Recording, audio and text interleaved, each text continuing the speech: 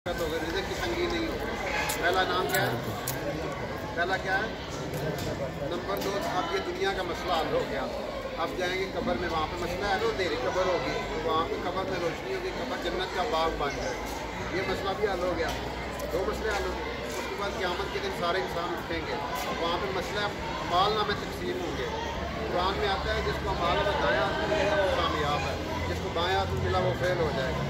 तो जो 5 वक्त की नमाज़ें रेगुलर अल्लाह के रसूल ने फरमाया पढ़ेगा ना, उसको दाएं हाथ में माल ना मिलेगा। ये मसला भी हल हो गया।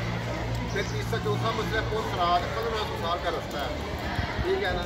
जो 5 नमाज़ें रेगुलर पढ़ेगा वो बिजली की तरह गुजर जाएगा। ये मसला आगे, मसला जन्नत या दोज़ख। फिर अल्लाह ताला जन्नत में दे, हमेशा की जन्नत है, हमेशा की रिहायशी है।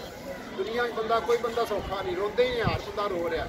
उत्थे रोना है कोई नहीं, उत्थे दुख है कोई नहीं, परेशानी है कोई नहीं। लेकिन दुनिया ही थोड़ा जिहा अपने आप ना घुट घटा के बंदा लंघ जाए फिर मौजू ही मौजा। जैसे तुम टीचर आते ना भाई 4 साल औखे हो जाओ, कुछ औखे हो जाओ, दे नबियाँ आके भी ये क्या है, इतने 4 साल औखे हो जाओ फिर तुम में शाम हो जाओ, ठीक है। 5 नमाज़ें पढ़ेंगे ना, पहला इनाम क्या है? रिज़्क़ की तंगी ख़त्म। दूसरा कब्र का अज़ाब ख़त्म, मालनामा साया।